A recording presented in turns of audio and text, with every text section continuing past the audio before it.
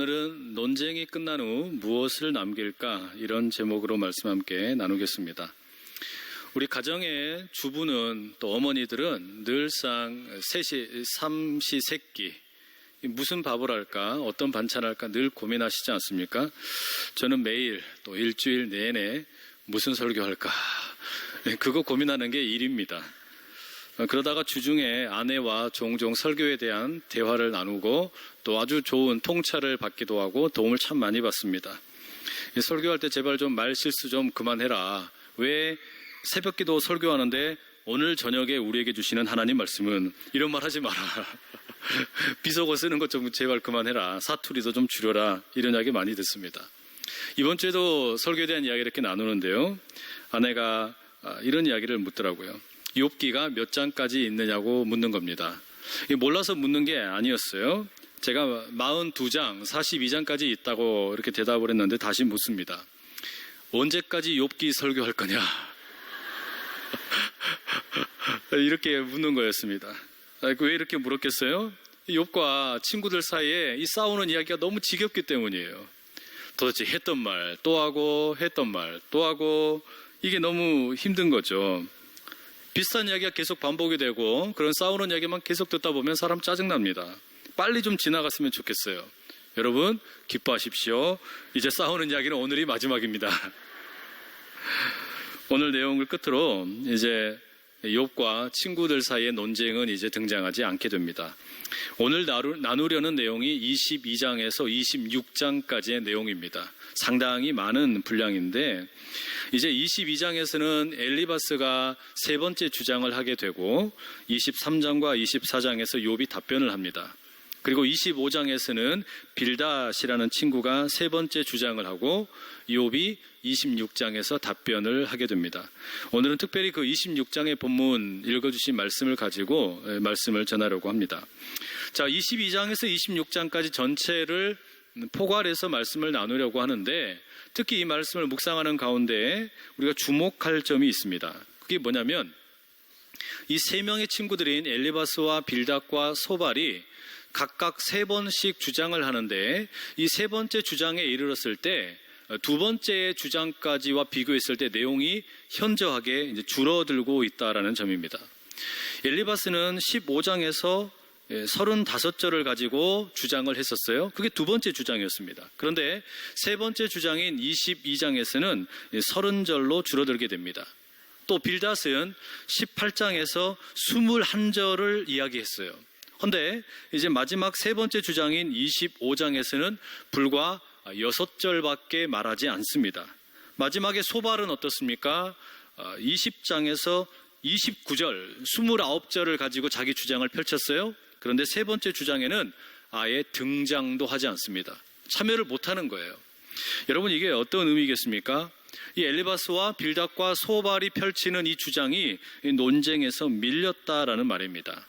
세 친구가 인과 응보의 원리를 가지고 욥을 비판하고 책망을 하는데 이기지 못한 거예요. 이 주장이 설득력이 없다 보니까 결국 할 말이 줄어들게 되고 논쟁이 이제 마무리로 치닫게 된다라는 말입니다.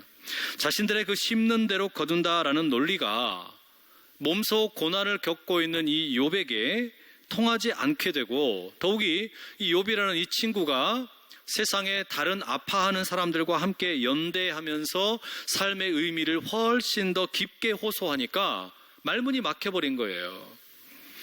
결국 친구들이 열심히 주장했습니다. 완전히 틀린 것은 아닙니다. 그렇게 심는 대로 거둔다, 인과 응보의 원리를 말했지만 이 인과 응보의 원리를 가지고 복잡다단한 그 세상의 현실을 모두 다 포괄하기에는 한계가 있다. 우리가 이렇게 말할 수 있겠죠. 자, 그럼 여러분 엘리바스와 빌닷이 이제 마지막 세 번째 주장을 하게 되는데 뭔가 바뀌었을까요? 달라진 건 없습니다. 오히려 이 말 속에서는 엘리바스와 빌닷이 생각하는, 넓게는 소발이 생각하는 그 하나님이 어떤 분인지에 대해서 조금 더 자세히 분명하게 드러나고 있을 뿐입니다. 엘리바스는 이제 22장 2절과 3절에 이렇게 말합니다. 사람이 어찌 하나님께 유익하게 하겠느냐? 지혜로운 자도 자기에게 유익할 따름이니라. 네가 의로운들 전능자에게 무슨 기쁨이 있겠으며 네 행위가 온전한들 그에게 무슨 이익이 되겠느냐. 여러분, 이 말씀을 가만히 읽어보면 어때요? 참 은혜로운 말씀입니다. 이게 어떤 뜻이냐면 내가 주님 뜻대로 산다고 해서 또 하나님께 영광을 올려드린다고 해서 과연 그게 정말로 하나님께 보탬이 되겠느냐, 이런 말입니다. 여러분, 우리가 흔히 한국을 대표해서, 나라를 대표해서 올림픽에 참여를 한 사람이 금메달을 땄다. 그런데 그리스도인이에요. 시상 소감을 이야기하면서 하나님께 영광을 올려드립니다.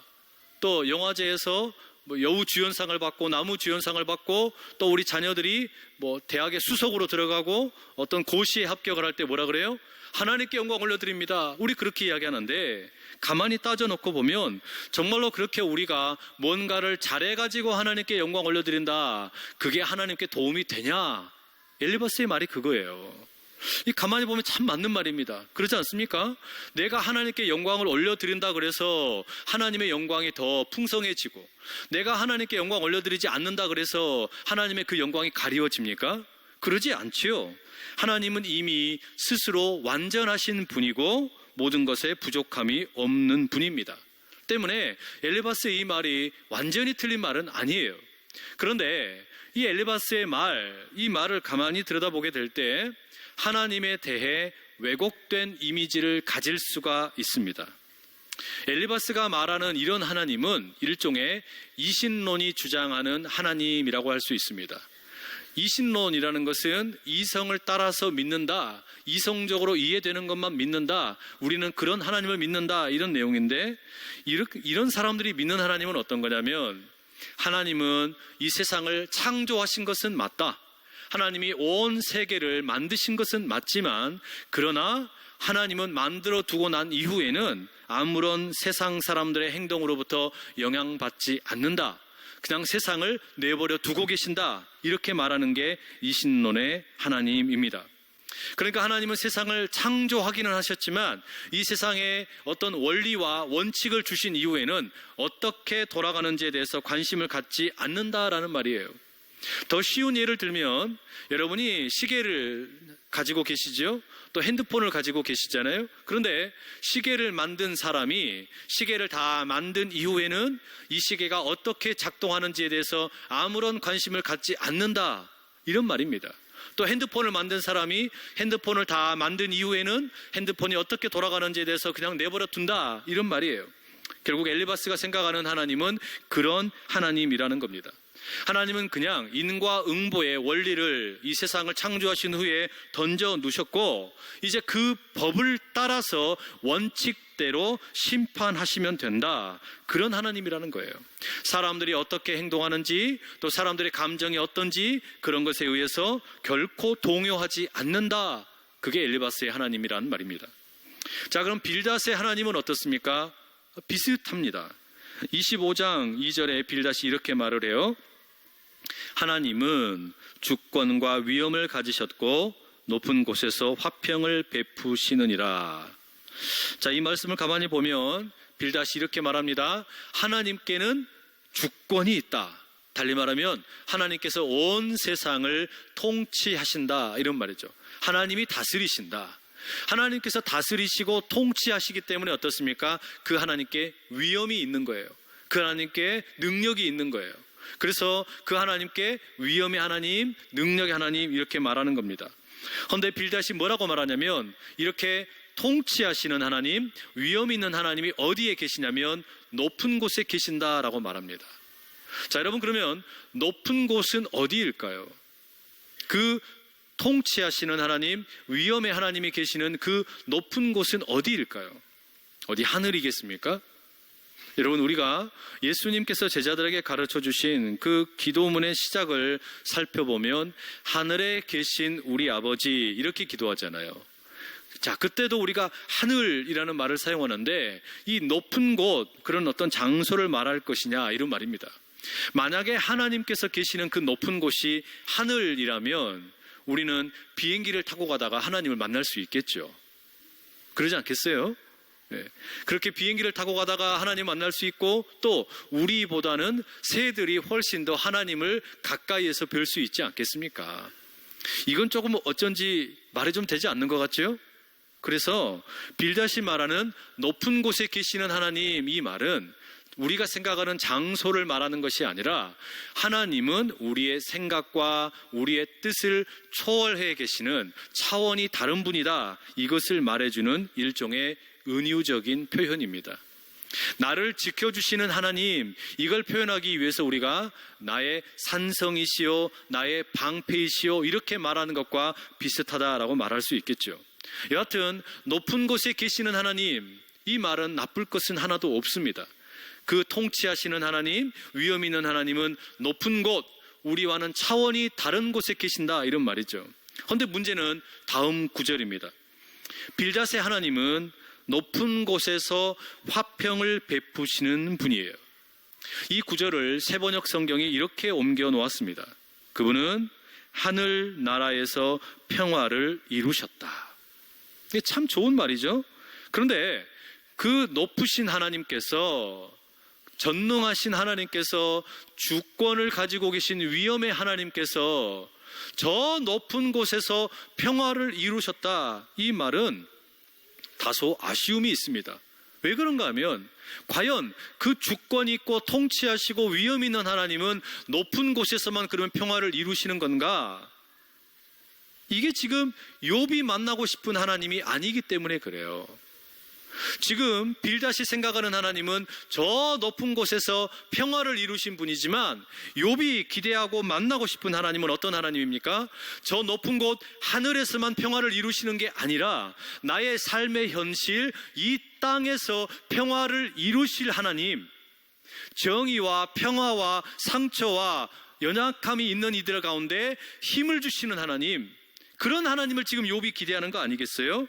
그냥 하나님의 평화가 높은 곳에서만 이루어지는 게 아니라 땅에서도 이루어지기를 원하는 게 지금 욥이 기대하는 하나님이라는 말이에요. 바로 그렇기 때문에 우리 주님께서도 제자들에게 기도 가르치실 때 뭐라고 말씀하셨어요? 뜻이 하늘에서 이루어진 것처럼 땅에서도 이루어지게 하여 주시옵소서. 우리 주님이 그렇게 말씀하셨잖아요. 몸소 그렇게 기도를 가르치셨단 말이에요. 여러분, 그러니 우리가 이렇게 말할 수 있는 겁니다. 엘리바스와 빌닷의 하나님은 세상을 창조하기는 하셨지만 이 세상에 대해서 별로 관심이 없고 그냥 원칙을 따라서, 원리를 따라서 심판하시는 하나님일 뿐이다. 인과 응보의 원리를 던져 놓았고 하늘의 평화에는 관심이 있을지 모르지만 땅에는 관심이 없는 그런 하나님으로 엘리바스와 빌닷은 생각하고 있다, 이런 말이에요. 자, 여러분, 심는 대로 거둔다, 인과 응보의 원리를 지금 엘리바스와 빌닷과 소발이 단호하게 붙들고 있었는데, 자, 여러분, 이런 것을 우리가 우리가 살고 있는 이 현실에서 찾아본다면 무엇이 있겠습니까? 아마 그것은 법이라고 할 수 있을 거예요. 법을 집행하는 기관이라고 할 수 있을 겁니다. 우리는 경찰이나 검찰 그리고 법원이 이 법을 공정하게 집행할 것이라고 믿고 있고, 또 이런 공권력을 집행하는 이들도 그렇게 주장합니다. 즉, 법이라는 것은 만인 앞에서 평등하고 예외란 있을 수 없다. 만약에 이 원칙이 무너지게 되면 어떻게 돼요? 이 세상이 혼란스러워지는 거예요. 법이라는 것이 모든 사람들 앞에 평등하고 공평하지 않다, 이 원칙이 무너지면 세상에 많은 문제가 생기게 되는 것이죠. 그런데 우리가 여러분 늘상 경험하는 일이 뭐냐면 이 법이라는 것이 그다지 공평하지 않은 것 같다라는 점입니다. 법의 공정성에 대해서 우리가 의심이 생긴다라는 말이에요. 법은 분명 지금 욥의 친구들이 말하고 있는 것처럼 심는 대로 거둔다라는 이 대전제를 가지고 집행이 되어야 되는데, 그렇지 못한 경우가 우리 주변에 너무 많은 거예요. 그렇지 않습니까? 법을 공정하게 집행한다, 우리가 다 그렇게 믿고 싶지만 현실은 너무 왜곡된 모습이 많다라는 말이에요. 바로 이런 왜곡된 모습에 지금 눈을 뜨고 있는 게 뭡니까? 욥의 변화인 겁니다.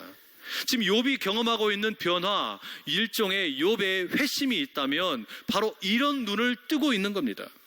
자신이 가진 것이 많고 자녀들이 다 살아있고 건강할 때는 이런 현실에 대해서 그다지 주목하지 못했습니다.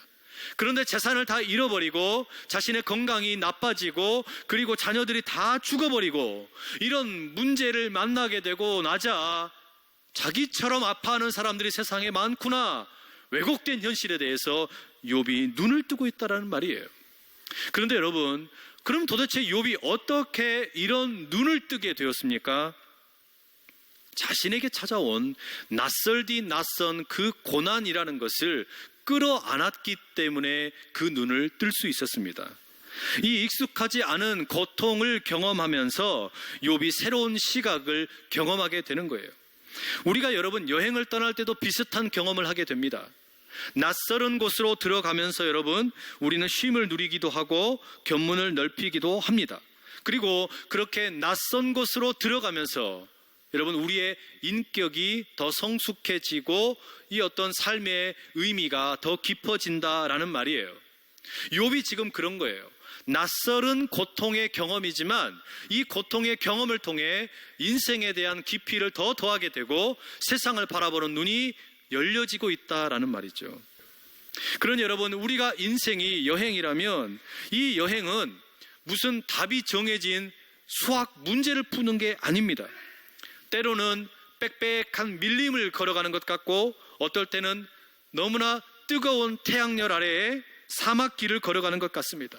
어떨 때는 아스팔트 포장길을 걷는 것 같고 자갈밭을 맨발로 걷는 것 같고 때로는 물속에서 헤엄치는 것 같고 평탄한 길을 걸을 때도 있다라는 말이에요.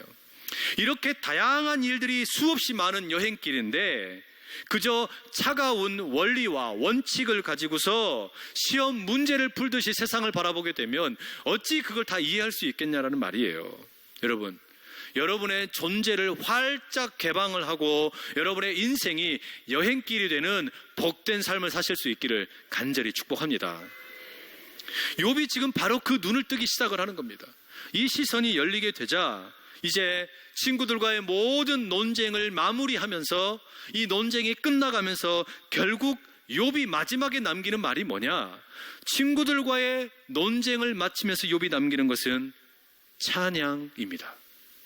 오늘 우리가 함께 읽은 본문 가운데 7절과 8절의 말씀을 제가 세번역 성경으로 읽어드릴게요.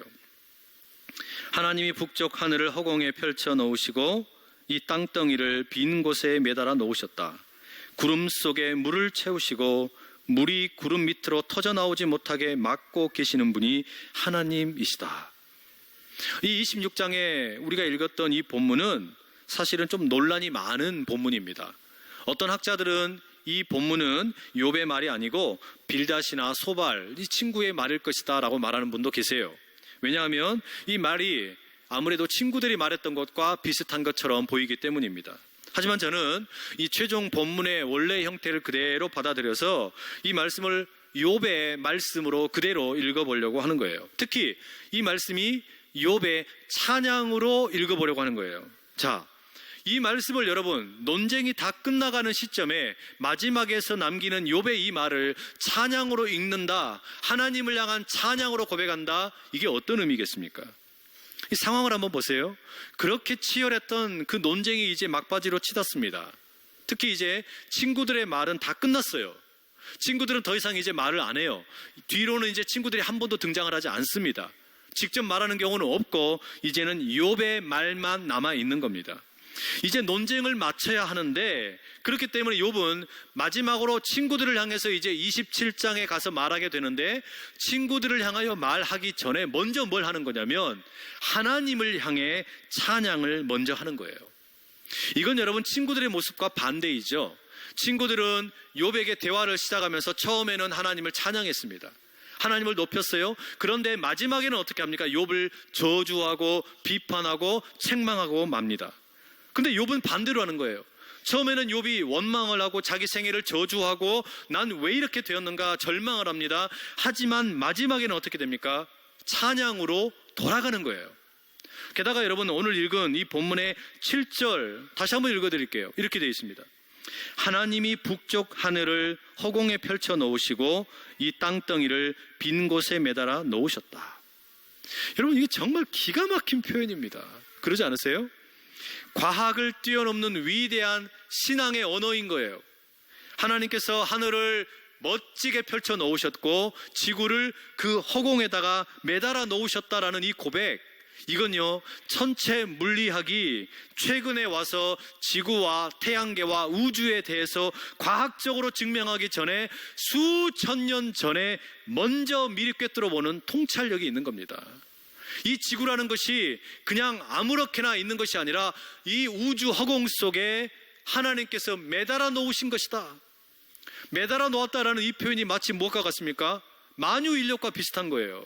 만약에 여러분, 우리가 만유인력과 같은 서로 당겨주는 이 힘이 없으면 지구는 그냥 허공 속에서 아무렇게나 돌아다닐 거 아닙니까? 그런데 이 힘이 있어서 우리가 떨어지지 않고 유지되고 있는 거예요. 그런데 그걸 지금 이 욥이 통찰을 하며 꿰뚫어 보고 있는 겁니다. 그렇게 보존하고 계시는 하나님을 주목하면서 노래하는 거예요. 기가 막히지 않습니까? 게다가 8절에는 또 이렇게 되어 있죠. 구름 속에 물을 채우시고 물이 구름 밑으로 터져 나오지 못하고 막고 계시는 분이 바로 하나님이시다. 여러분, 구름이라는 것을 과학적으로 설명하면 뭡니까? 그게 물방울이나 작은 얼음 입자가 모여가지고 하늘에 떠 있는 게 구름 아니에요? 그런데 이 욥의 표현이 너무나 기가 막힌 거예요.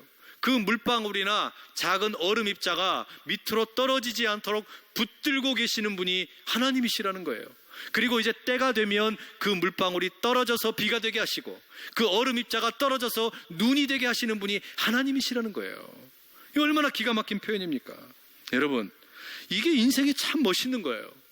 여러분, 우리가 살다가 어려움을 끌어안고 고민하다가 하나님 원망할 수 있죠.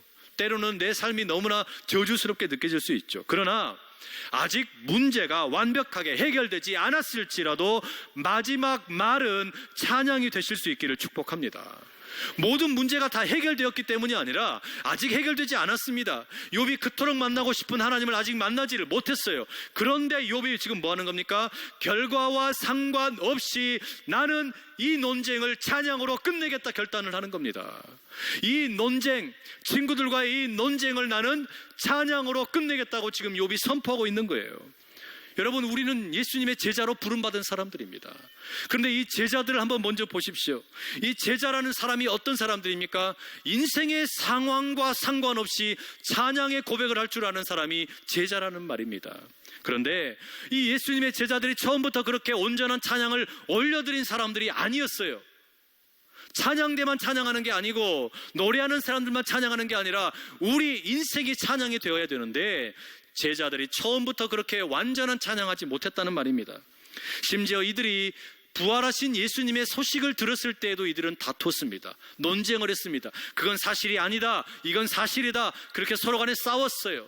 그 중에 한 제자는 어떻습니까? 이 내 손가락을 그 예수님의 손바닥에 상처에 집어넣어보고 그 옆구리에 상자국에 넣어보지 않고서 내가 믿을 수 없다라고 말하지 않았습니까? 이렇게 치열한 논쟁을 하면서 그들은 다투고 있었는데, 그랬던 제자들이 정말로 부활하신 주님 만나게 되니까 어떻게 됩니까? 부활하신 주님을 만나놓고 보니까 이 제자들은 더 이상 아무런 논쟁도 다툼도 원망도 싸움도 다 사라져버리고 남은 것은 엎드려 경배하며 찬양하는 것밖에 없었다라는 말이에요. 부활하신 주님을 만나놓고 보면 우리에게는 논쟁이라는 것이 더 이상 필요가 없게 되는 거예요. 부활하신 주님을 이미 만났다고 고백하는 우리 이 교회에 모여있는 신앙의 공동체, 우리의 논쟁의 말의 마지막이 있다면 그것은 그렇기 때문에 찬양을 남기실 수 있기를 간절히 축복합니다. 우리가 남겨야 될 말 한마디가 있다면 부활하신 주님을 먼저 만났으니 우리의 그 입술 속에 찬양이 담겨져서 이 세상의 모든 민족이 하나의 위대한 찬양대가 되어서 그 부활하신 주님을 노래하고 주님이 이제 이 땅에 오셔서 우리 가운데 그 얼굴을 보여주실 때 마라나타 마라나타 아멘 주 예수여 어서 오시옵소서, 그 위대한 찬양 올려드리는 복된 인생, 그리하여 논쟁을 찬양으로 바꾸는 위대한 예배자가 되시기를 간절히 축복합니다.